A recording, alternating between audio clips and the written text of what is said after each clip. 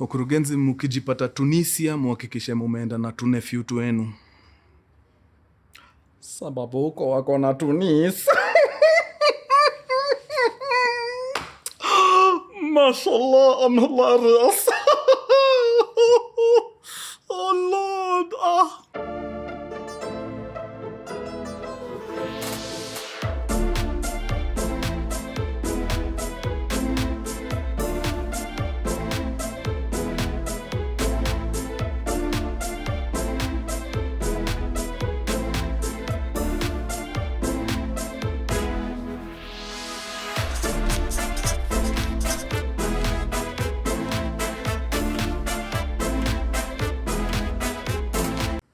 Mkurugenzi.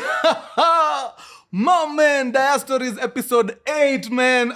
Wadau, tunapepea mbaya.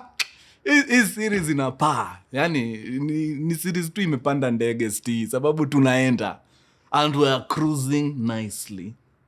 Haya, wacha tuingie kwa story. Story ya leo ni...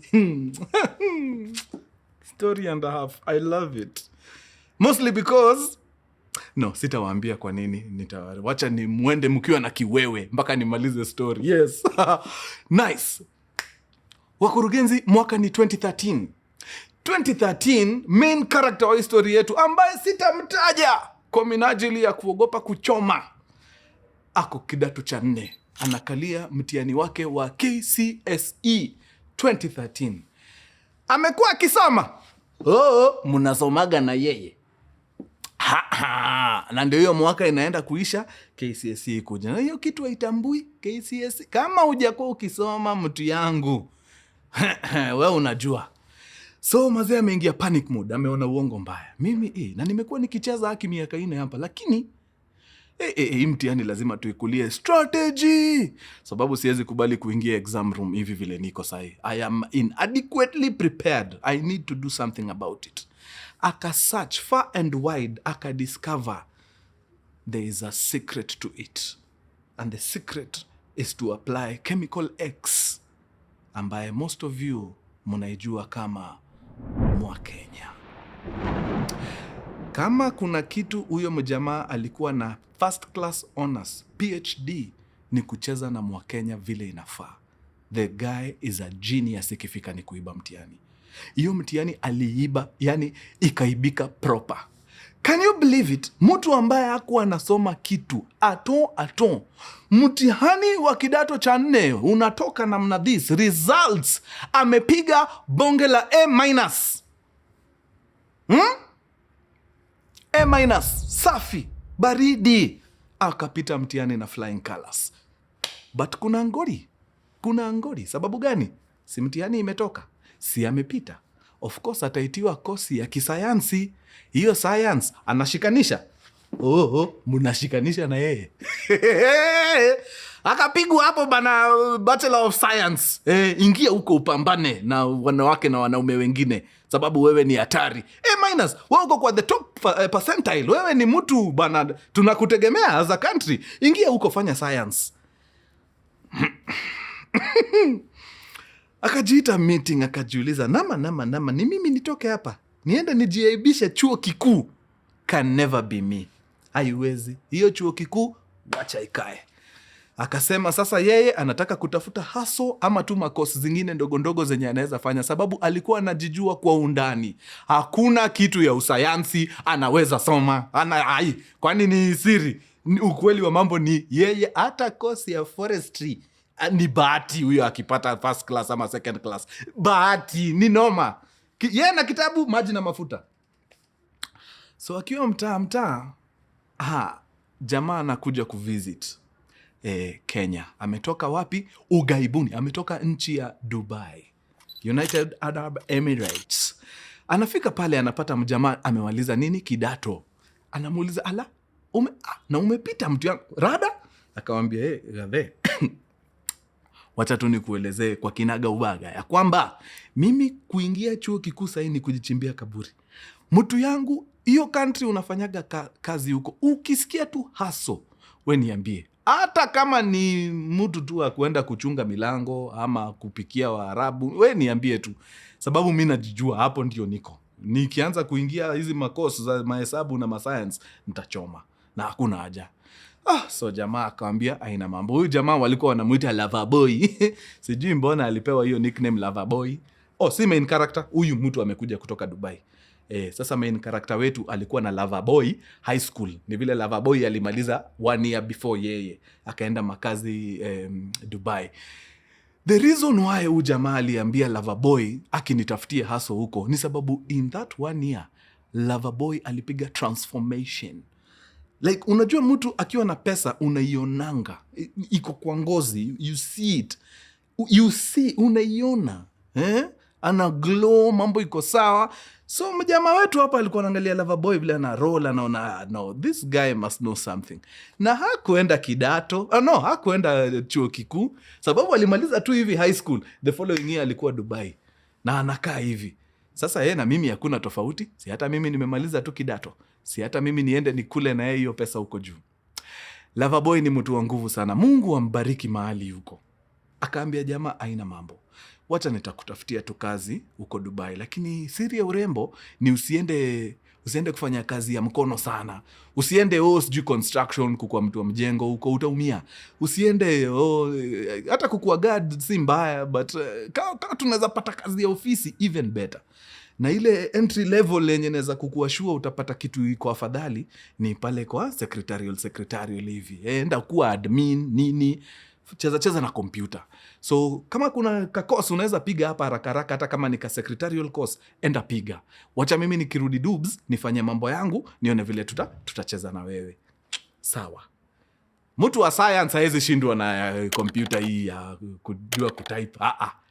Mtu alishindwa na science, at least computer anaweza. Si wewe unatumanga SMS, so wewe unajua kutype. Ingia hapo.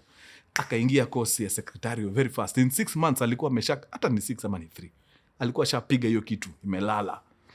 Loverboy pale Uganda, Dubai anafanya mambo yake. Ana pull strings huko deadly. Before long akavutia jamaa simu, akamwambia ni aje mtu wangu, kuna company mazee wame reach out, wamesema wanatafuta kujaza a few spaces. Among the spaces wanataka kujaza ni kazi ya admin pale. Na wewe si ushamaliza kosi yako? Nishamaliza. Bas, nataka nikujenge sababu wewe ni mtu wangu, tumetoka na wewe mbali. Nataka nikulipie mambo ya visa, nataka nikusaidie na mambo ya documents, na nitakulipia tikiti ya ndege. Utoke huko, ukuje Dubai, usukume hustle. Hapo namna gani?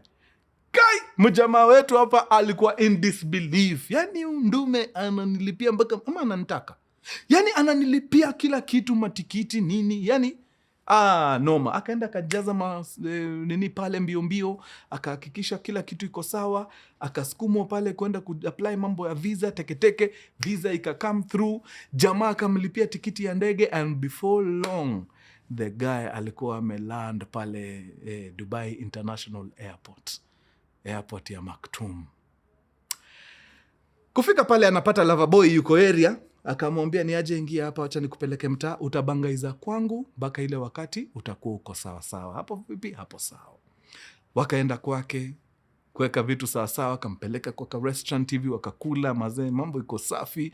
Loverboy pale Dubai mambo yake si mbaya, apartment safi, kila kitu mufti. Kakaa naye hapo kama siku 2, siku ya 3 ndio alikuwa anafanya aanze job pale mahali aliandikwa. So ikafika siku ya job na jamaa akaingia, kaanza kusukuma hustle yake hapo ya admin pale kwa maofisi. Salary at the time ilikuwa kama dirham 800. Dirham 800 nikipiga hesabu ya haraka tucheze tu na shilingi 30. Inatupatia shilingi 24,000. 24,000 zimbaya. Uko na unaweza pata ka place kadogo kakuishi, 1 bedroom nini, ulipe rent yako. Huko unapataga organization wanachukua mpaka watu kwa nyumba wakiwapeleka ofisi. Maisha iko sawa. So wewe pesa yako tu ni rent na pengine chakula kidogo, starehe hapa na pale. Huko kwa ofisi wanakulisha, kuna ka breakfast pale, kuna ka lunch pale. So pengine tu ukiwa nyumbani ndio unaweza chukua kasapa hapa. So 24,000 ilikuwa tu sawa. Hiyo ni pesa inaweza kazi. Jamaa akapiga, alifanya hii kitu wewe hapa. Alipiga kumaliza. In 3 months walikuwa wametii. Huko wanajua manze, ukitaka admin enda Kenya. Kuna mjamaa hapa anagonga kompyuta inatoa moshi. Ako sawa huyu mtu. So mambo iko sawa, ashazoea maisha ya Dubai nini. Ule beshte yake Loverboy ashamtoka, ameenda kuishi kwa apartment yake safi. Loverboy amempatia mabaraka. We sukuma hustle mazesi. Sasa uko sawa? Sasa niko sawa. Jamaa anapiga kazi pale proper. Kupiga kazi ikafika wakati after kitu kama 3-4 months hapo, maybe 5 kienda sana, akiwa pale ofisi anaona jamaa anaingia, asili ya Kihindi, anakaa pesa, yani ushaona mtu ako na pesa, yani anaingia tu kwa room, unafilio tuseme kaa mimi nikiingia kwa room vile unasikianga, yani pesa, unajua hapa the guy abatishi, huyu ni mtu wako sawa, ananuka noti, yani aliangalia tu Muhindi vile ameingia akajua now this guy is in the monies. Muhindi akaenda akaongea na boss wake, wakapiga story hapo for some time. Kidogo jamaa akiwa tu kacha kwa kompyuta zake, anasikia anaitwa wapi? Kwa ofisi ya boss. Kawacha mambo yake admin, akaingia kwa ofisi ya boss, akapata Muhindi ameketi pale, boss wake ako hapa. Jamaa akamwambia maintain, kaa chini hapa tupige story 2-3. Jamaa kakaa chini, anashindwa bwana, ama bigi wananiita, kwani naweza kuwa nimefanya nini? Mbona by the way masafara kitu ya kwanza inakuaga kujishuku? Masafara tunakuaga na hii mentality, sijui mbona. Kitu ya kwanza mwalimu hata hujakosea mtu, ushaitwa tu staff room, nani kimbia staff room, teacher nani anakuita, unaanza kuomba masweta, guy nisaidie sweta, na hata pengine ni zawa. Anyway, jamaa akaenda akatulia, wakabonga, akamwambia ni aje mtu wangu, tupatie huyu Muhindi jina. Tumuite nani? Sitaki kumuita jina ukweli inaweza choma. Tumuite nani? Patel. Tumuite Patel. Okay. Bwana Patel hapa ni Don Corleone, ni mtu ana pesa dedi, anasukuma kampuni zake Abu Dhabi. Na amekuja hapa akaniuliza bana, ni nani naweza mpatia aende akafanya kazi na yeye huko, sababu huko kazi imekuwa nyingi na ana need assistance. Na mimi nimepiga darubini kwa hii kampani yangu mazee, nimesema wewe ndio mtu unasukumaga kazi vile inafaa. Sasa nimekalisha hapa tukuulize, unaweza taka kufanya kazi na Bwana Patel hapa huko Abu Dhabi? Bwana Patel akaingia akachukua picha, akamwambia in fact mtu wangu, najua tunakutoa hapa kwa comfort ya Dubai yenye umezoea na kupeleka state ingine yenye hujawahi fika, lakini I promise you it will be worth your while. Ile kitu unalipo hapa maze nitaipiga maze doubling nyingi sana. Tunaweza hata piga 10x. Mimi unijui. Mimi ni hatari sana. Nataka tu mtu anaweza sukuma kazi.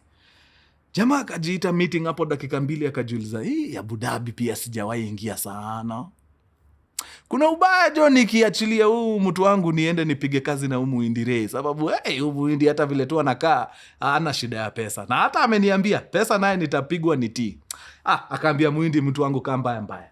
Twende Abu Dhabi. Kwani ni kesho? Let's go. Kwisha. Handshaking hapo haraka. Muhindi aka handshake boss, akamwambia asante sana kwa kunipatia mtu safi. Wacha tukimbie. Abu Dhabi twende tuanze kazi. Sawa. Bas. Mjamaa wetu hapa akapatiwa ratiba safi na Muhindi. Muhindi akamwambia wewe tulia, baada ya siku kama 2 hivi nitatafuta namna tuende wapi? Abu Dhabi. 2 days later, jamaa mwenyewe, like Mhindi mwenyewe, hakuna kutumana, Mhindi mwenyewe amepull up kwa apartment ya jamaa. Jamaa sasa hiyo ashaorganize kila kitu, anajua anahama, anaenda Abu Dhabi na ni one way, kuna kurudi. So akatoka, kaingia kwa gari ya Muhindi, anasukuma bonge la Escalade. Ile ni gari na ni nyumba mtu wangu. Kwanza upate tu ni Escalade imefanywa mambo sawa. Inaguruma, unasikia yes, hizo ni shida zangu naacha nyuma. Haki. Shida, webaki nyuma. Barabara teke. Wametoka Dubai wameelekea wapi? Abu Dhabi. Fika Abu Dhabi pale, ameonyeshwa nyumba yake mpya. Apartment safi ya bedrooms 3.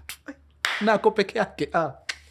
Kaambiwa hapa ndio utakuwa unakaa. Najua ule jamaa alikuwa anakupiga 800 zako dirham. Nataka nikupige dirham 1500. Kipiga hesabu ya haraka na shilingi 30, hapo unaokota kitu kama 150, sio? 150,000. Na hiyo ni starting. Hiyo ni ile tunakupima bado. Like hata hujaanza kazi, tushakupiga 150. Ukifanya kazi fiti, wewe unafikiria tutakuwa tunakupiga how much? Safi. So akiwa pale akapigwa orientation kwa hiyo kazi mpya, akagundua ako kwa institution ambayo inasaidia watu in other countries kupata mashule in developed countries. So anaweza chukua watu India, Pakistan, sababu unajua huko ndio homeland, watu ama Afrika saa zingine anawapeleka ma US, ma UK, nini, mahali mashule ziko sawa sawa. So ni agency ya kutafutia watu mashule. Good. So watu wanalipaga pesa kidogo, jamaa anatafuta mashule, anawarushia hizo ma calling letter, watu wanaenda machuo. Ikakuwa sawa, sukuma kazi mtu wangu. Akaekwa mpaka kwa area ya marketing kidogo, anaenda akijaribu kutafuta wasee wenye wanaweza kuwa wako na relatives huko ma third world countries wanataka kusafiri nini. Leteni watu watulipe bana, tuwatafutie mashule nini. Jamaa alikuwa amejitolea kazini deadly. Nani deadly hapa? Na kukatia bana, hata kama ulikuwa umesoma unarudi shule. Alikuwa tu sawa. So mazee akiwa katika pilka zake za job, anaanza kunotice kuna kitu haiadd up. Yeye anajua wako hapa kusaidia watu kupata mashule, lakini kidogo kidogo anaona anaanza kupatia watu degrees. Watu wanakujia madegree kwa ofisi. Anashindwa, wait, jamaa hata sikumbuki nikimsaidia kuapply kwenda shule, all of a sudden tunampatia degree. Huyu hata sijawahi muona kidogo na tunampatia masters. Nini ina happen hapa? Ndio kidogo kidogo anapiga upekuzi, anakam kudiscover woi, kumbe hiyo kitu ya kutafutia watu shule, it's just a front. The real hustle, the real business ni actually milling ya hizi certificates. Watu wanapatianaga fake certificates. Ukiwa na takriban $2,000 ama 3,000, cheza na shilingi hapo tunaongea how much? 300,000. Ukiwa na 300,000 tunakupiga bachelors yako safi. Ukiwa na $5,000, hiyo ni $500,000, tunakupiga masters yako safi. Ukiwa na dola zako 12,000, hiyo ni around 1.2 million, tunakupiga bonge la PhD wewe. Pesa safi. Watu kama 10 wakikupatia 1.2 million shillings. Chief, mumeingiza pesa ya haraka maze. So jamaa akajiita kando akajiuliza, yani kumbe niko hapa bana, nina engage kwa biashara illegal na sijui. Kwanza mnajua vile Waarabu wanaoperatingi nyinyi. Patikana tu na ngori hivi kwa Mwarabu utaona fire. Huko lazima uingie ndani. Akajiita meeting akajiambia uongo mbaya. Hii kazi naye siwezi fanya. So akijua bana hii ndio itakuwa tricky. Lazima niende niambie mdosi, hapana, nimeshagundua ile kazi mnafanya na sijafurahia. Jamaa akanoka kwa ofisi. Patela akamfungulia akamwambia, tulia, keti hapo chini. Jamaa akapanga speech yake safi, akamwambia, maze mtu yangu jo, nimeshapiga darubini na nimeanza kuelewa ni nini na happen kwa hii kampuni.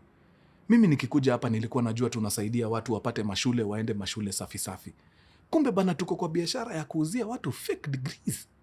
Unajua bana tukashikwa hapa saa hivi vile tunaingia ndani for a very long time. Arabu ni hatari. In fact, foreigner ako kwao na anafanya vitu illegal. We buda, we ujipendi. Hii kazi mimi sioni nikiendelea. Roho safi. Wacha tu nikuambie peupe, mimi namalizana na hii kazi leo. Asante sana for ile. Na umenisaidia. Umenipatia pesa. Mimi sijawahi lipo hivyo maisha yangu yote. At this point jamaa hata alitoka kwa ile 5,000 dirham. Ako kwa pesa. Anakaribia huko kama 1,300-1,400 kwa mwezi. But amegundua hii ni tricky. Kabla tu afunge speech, unajua vile unaendaga tu kufunga speech na ile that being said, hata before mlango inagongwa pap, anashindwa, okay rada kidogo, mlango inafunguliwa. Huyu mtu amegonga, hata angoji kuambiwa ingia, mlango imefunguliwa. Ni nani? Afisa wa serikali amepiga kwanza ile ceremonial gear. Unajua ile yani hii ni ngori. By the way, ukiona askari amekuja na ceremonial ile wana machingi nayo madaraka wewe unajuaga guy hapa ni fire. Askari akaingia mazee amebonda deadly. Kaenda kajivutia kiti akaketi chini. Mjamaa wetu hapa ashaanza magoti imeisha nguvu. Ashajua kama mimi nimegundua, inamaanisha pia authorities wamefanya nini? Wamegundua. Wallahi na tuko hapa ndani. Ni hivyo ndio tumeenda. Wakenya wanaenda kunichangia hapa mbaya sana. Juu mimi naenda kukula mchele na chickpeas kwa jela haki. So kidogo jo Patel akaambia mjamaa, okay, tupatie dakika 5, step out kidogo. Kutetemeka. Anatembea, anajaribu kufungua mlango, haifunguki. Hana nguvu. Akafungua mlango, akaenda akaketi pale kwa desk yake akiomba tu, akimungu, ukinitoa kwa hii ngori, I swear, ladies najua mnanipata. Hii maombi mnaombaga sana. Hii maombi ya ukinitoa kwa hii ngori sitarudia tena. Hii mnaijua, you know it. Bimkuru, am I lying? Okay. So jamaa ako pale kwa kiti mazee anapiga maombi yake. Huko ndani tu ni gumzo. Patel na mdosi wa karao. Kidogo jo mlango ikafunguliwa. Karao akatoka. Amepiga bonge la smile deadly. Mtu wetu anashindwa rada. So akaingia ndani. After karao ameshaenda. Kapata mzee mzima Patel ako pale ana pressure na mtu. Kaambia sasa mtu wangu, where were we before we were interrupted? So Patel, mtu wetu hapo anamwambia, jo mtu wangu, unaona sasa mpaka makarao ameanza kututembelea hii mtaa, mimi sisikii fiti. Utaniruhusu tu mimi nimalize kazi hapa, wacha nirudi tu mtaani kapambane. Kaambia sasa, you worry about little things. Huyu karao unamjua wewe? Huyu ni one of the top dogs kwa hii country. Like ule jamaa ukiwa na yeye uko safe mtu wangu. Na huyo jamaa kwa boksi yetu. Wewe unafikiria amekama hapa kudu? Si nimemlambisha mambo yake. Hivyo ndio si ucheza. Unacheza na yeye, anahakikisha rada ni safi. So tukikanika tunaenda kujulikana, anatuchanua bana, tunarekebisha. Buda, tuko safe kuruka. Hiyo ni number 1. Number 2, sababu umepiga kazi diligently, nimeona wewe ni msema zewe uko sawa hii job. Nilikuwa ninakaa hapa hivi nikijiuliza, huyu jamaa anaweza muempower aje? How can I elevate this gentleman? Because he's one of a kind. Na nikaona the best way naweza kukuappreciate, sababu ile kazi safi unafanya is only by making you partner. Yeah, let's be equals. Mimi na wewe ndio partners wa hii company sababu unafanya kazi safi. Make money, bra. Uko na hiyo talent. Ushaikuwa mahali umejipanga na argument alafu mtu anakukatia mpaka unaanza kublush. Wewe wacha. Unanipaka mafuta sana wewe. Yani alikuwa amelegeza mbaya. Patel amempaka lotion swafi. Jamaa akajiambia yenyewe kama mkubwa wa karawa kwa boksi yetu. Na Patel vile anamwaga pesa jo. Wewe wacha tuchukue hii pesa bana. Waka handshake hapo haraka, asante sana na appreciate sana, tupige kazi. Kama unaniashua makarawa na sisi, tupige hii kitu. Akamwambia, in fact, first order of business as partner, nataka tupige expansion. Home country yangu India, nataka tuingie huko. Ni mahali panaitwa Jaipur ama panaitwa nini? Nimesahau jina. Nataka tuende huko to set up ofisi ingine mazee. Branch, lazima tukue na branches all over the world bana. We're a global entity. So passport yako iko sawa? Iko sawa, kila kitu fresh. Tunaweza safiri. Tunaingia India mtu wangu. Na si India peke yake. Tutachezea India, tuingie Pakistan, kidogo sisi au tuingie Singapore, Malaysia. Mimi nakwambia utatembea utii. Pesa nayo. Pesa utashika pesa ukubali. Okay, sawa. But before hata tuende si hata tupige kabasha hapa, tuite watu fiti nini, wasikie poa. Okay, bashi kapigwa hapo, bonge la party. Nani wanakami party? One of the attendees ni Prince mazee. Amekam sababu wanajuana na Patel jo. Patel ni mse big deal. Wanajua gaumse ni mtu anasaidia hii economy mbaya. So Prince ametokelezea, na Prince akiwa area hata makarao hawezi ingia hiyo. Wanachezea huko mbali. Man, mtu wetu wako hapa jo anaangalia naona hii power iko hii area, anasema I'm in the right place you guys. Mvinyo inacheza kucheza. Na unajua huko uwezi katakata maji in open. Lakini juu Prince yuko, who cares? Pombe inatembea. Kidogo Patel amelewa. Ashaambia, hii ofisi yangu bana, watu si wengi. Kila mtu apewe $50,000. Piga hiyo hesabu na 100. Yani how much? 5 million. Kila mtu apigwe 500 hapa sababu ya kukuwa good employees mazee. Mumenijenga, hii kampuni ni bigi sababu yenu. Na hakuna aticha si kama hapa Kenya. Nani alitupromise pesa lakini lazima sijui watu 3 wa sign check itoke hapo chief aende aweke stamp. Hakuna hiyo. Mdosi akisema $50,000 itembee, inatokelezeaga magically. Huko hii culture ya kutembea na pesa kwa bag wako nayo. Kila mtu anahesabiwa $50,000 hapo mazee. Watu wanasikia fiti. Mtu wetu akapigwa 50,000 yake. Chambers very fast. At this point kumbukeni niliwaambia mshahara yake imeongezeka mazee, he's doing very well. Savings zake ni normal, like sasa yako uko tens of millions in savings, kafunga mbaya. Ameongezwa hapa mita 5 ingi. You guy man, mnamwambia nini? Sherehe ikaisha, watu wakaenda wakalala, hangover ikaisha, airport very fast. Wakielekea wapi? India, kwenda kuset up branch. Wakaingia India bana, wakaenda wakafika hiyo town walikuwa na need kuset up. Mabigi wa makarao hiyo area wakaitwa. Kwanza kasherehe kadogo kakatembea, kila mtu ni envelope ya brown. Envelope ya brown, wewe unatembea. Journalists, unajua mnanishika. Meeting za tuoli na envelope ya brown nasikiaga. Yes. Ma envelopes zinatembea tu. Kidogo kidogo mambo iko sawa, vitu zishasainiwa hapo, ofisi washapewa, kila kitu setup safi. India office in operation. Tuokote pesa hapa. Next stop Pakistan. Fanya the same thing. Hakuna pesa is an issue. Toka hapo. Hiyo stop ingine ni wapi? Malaysia. Capital city, place inaitwa Kuala Lumpur. Mnakuaga mnaita hii kitu Kuala Lumpur na nasikia si Lumpur. Kuala Lumpur. Yani jamaa ako tuko hoteli huko bana, anafungua curtains bana, ako huko 90th floor anaangalia tu city ya wenyewe juu, anajiambia man, this is everything you guy. Hii hatari. Meeting inafika, meeting time. Wanatoka hoteli, wanakutana na Patel, wanaenda mpaka mahali wana need kukutana na wale watu wana need kuongelesha hapa Malaysia. Another Patel anatokelezea. By another Patel simaanishi muhindi mwingine, namaanisha tu jamaa mwingine tycoon tu. Anakaa nikae ndio control vitu Malaysia manze, anatokea hiyo meeting. Aya, unaona mtu wetu? Si tunaweza sema ni kama ka partner, assistant na kitu kama hiyo for Patel. Sasa pia huyu Patel wa Kuala Lumpur amekamna kadem fulani. Amepiga hizo manini zao zote, the works. Ako hapo kama assistant wake nini. So wazae wamekaa chini wanabonga. Mtu wetu na kasichana wasemi match sababu wazee ndio wana hao wako hapo tu kusikiza kuhakikisha mambo iko sawa nini. Meeting ikakuwa safi, wakamaliza agenda ya mikutano. Ikakuwa sasa ni wazee wanaongea tu mambo yao ya biashara. Jamaa wetu akaji excuse, akaambia mdosi, ni aje since tushamaliza hii nini, nilikuwa naomba nipige lap nione Kuala Lumpur inakaa namna gani. Since naona ni kama agenda ya meeting imekamilika. Na akaji excuse akatoka. Wadau hata akuenda 10 steps. Kidogo yule binti ambaye amejifunika kila mahali akapiga hata yeye akaji excuse na akamfuata. Akaenda naye kwa street teke. Now, at this point, wacheni niwakumbushe ya kwamba huu mjamaa ndio sasa ni kama partner kwa hii organization.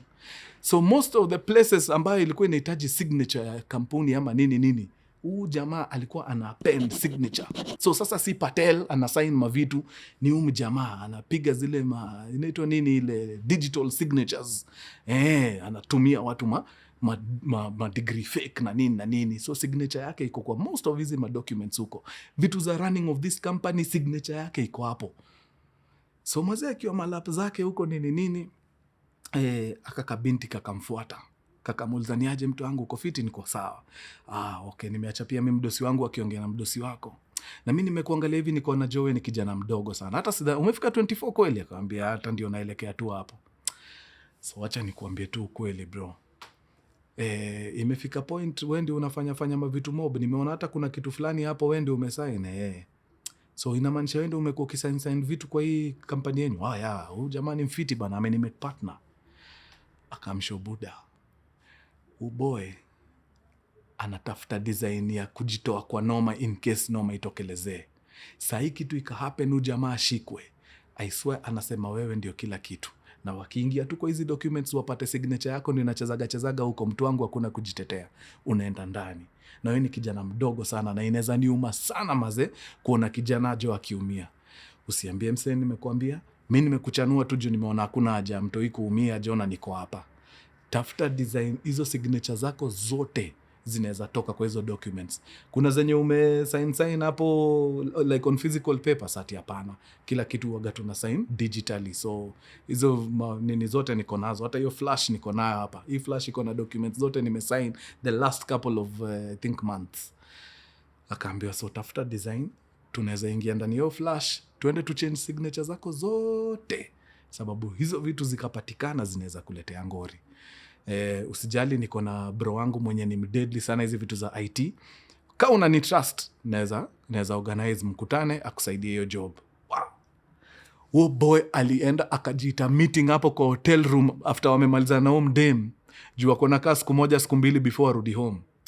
Alikuwa na sweat kwa kitanda mazee, karibu akamue sheet hivi. No man. Yani anakumbuka hii flash mazee hii akachukua mambo yangu kuisha. Akachukua simu akapigia ule mresha akamwambia ni aje, bro wako anapatikana mazee akam. Akahookio hapa na the brother flash ikaekwa kwa mashini, jamaa akaingia. Ujanja ya watu wa IT ni hatari. Hasa wanaweza kutoa nguo kama umevaa. Like I don't know how you guys do your thing, man.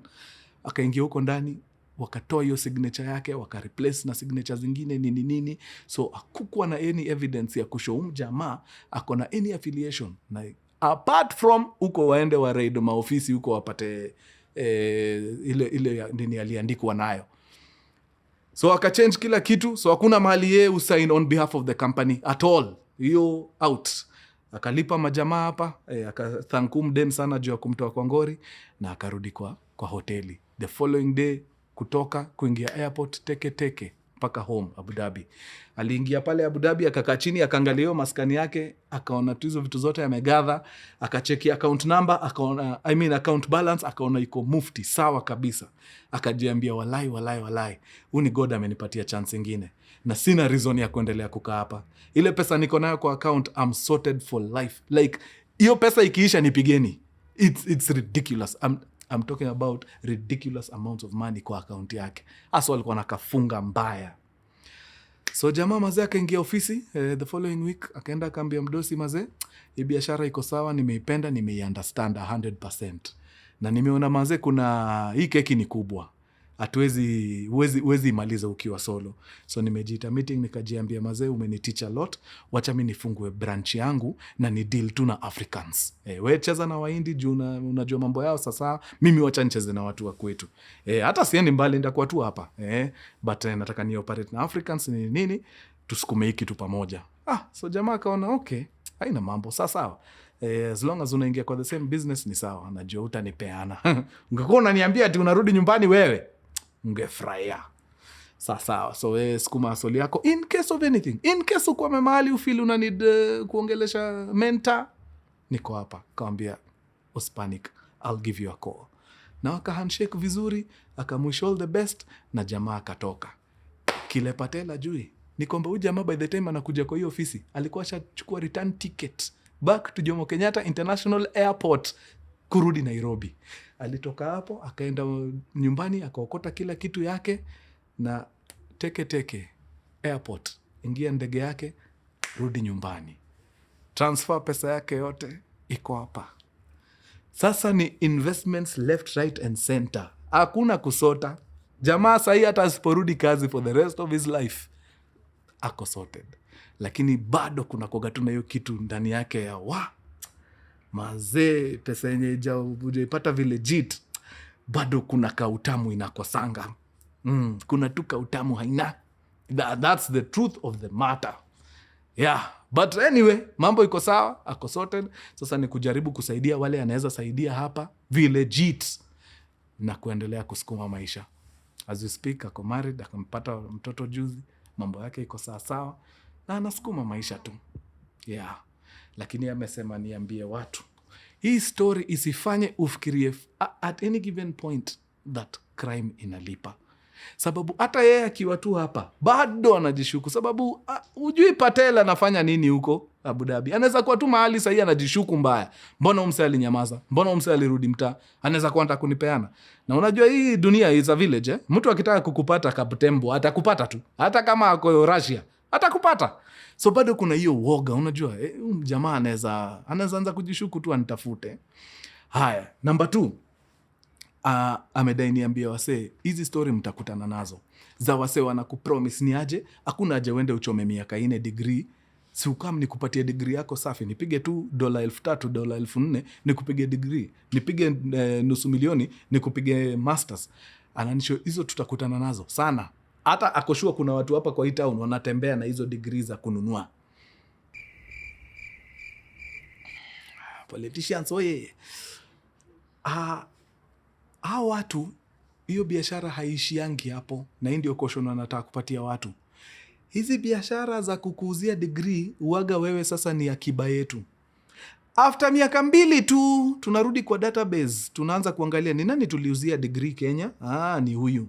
Mpigie simu, mwambie tuongezee 1,300 ama tuambie watu wake huko degree ni ya kununua. So unaingia kwa mtego fulani yenye hautajitoa. Either ukubali degree ni ya kununua ama uendelee kulipa watu 200,000 juu ilifika point hao walikuwa wanafanya hiyo kazi. Wana call tu wase random, ni aje tulikupatia degree 2 years ago wewe. Jo, tumekaa hivi tukafikiria tukaona jo tuongeze 200,000 jo, ama tuambie tu gava una operate na degree fake. Wasa wanatoa. So watu wangu mkuwe very careful. Hizi stories ziko hapa kwa educate. Msiingie kwa mitego ya vitu rahisi sababu hakuna rahisi anywhere. Tunasemaga hakuna rahisi Nairobi, but the truth of the matter ni hakuna rahisi anywhere kwa hii globe. Hapo sawa. Bas. Wakusikia si wamesikia. Acha tufungie story hapo. Imekuwa mufti sana na watambua sana. Asante kwa kukuwa na mimi for that long. God awabariki jo. Na hizi story bana, kama kuna watu wako diaspora na hawazisikii, muwasukumie na muambie tunataka story zao, ndio tuendelee kuelimisha wananchi. Sawa. All the best guys. Adios muchachos. Peace. Nice.